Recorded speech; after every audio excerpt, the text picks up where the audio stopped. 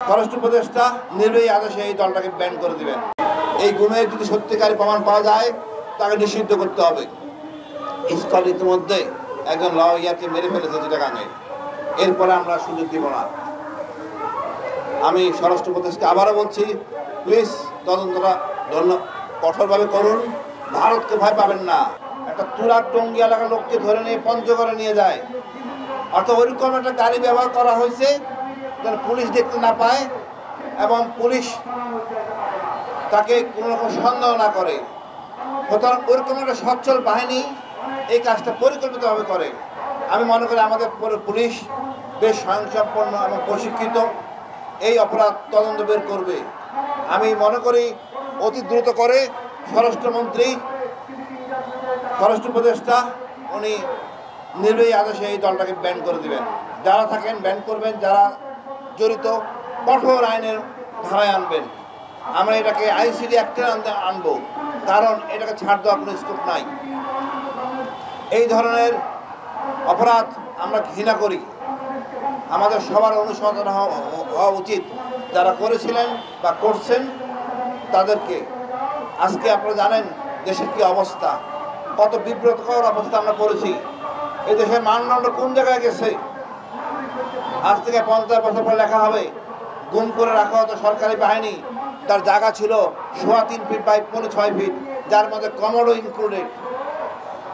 আমরা কেমন শাসক ছিল ওইখানে এই কথাটা লেখা থাকবে।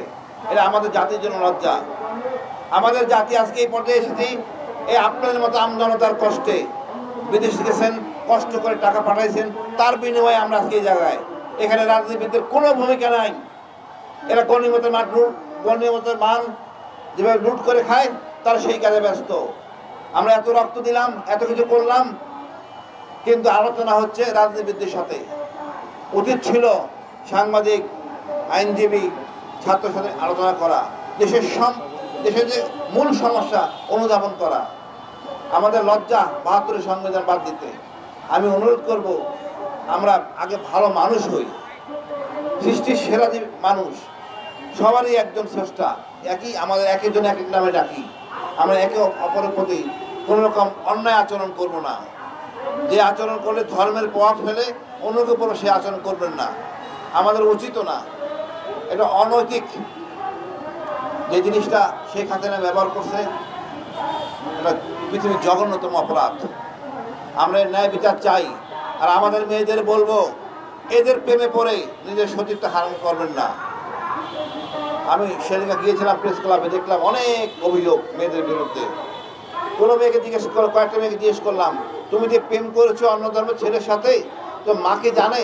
মা জানে না। কারণ মায়ের সাথে মেয়ের কোনো সম্পর্ক নাই। আমাদের আমাদেরকে শক্তিশালী করতে হবে। বাচ্চা কাচ্চা, ছেলে মেয়ে, বউ সবাই আমাদের পরিবার। আমরা যদি একটু কেয়ারফুল না হই, ধর্ম পালন করার কোনো লাভ নাই, আর পরিবারটা ধ্বংস হয়ে যাবে। সবাইকে মিলিয়ে আমার ধর্ম।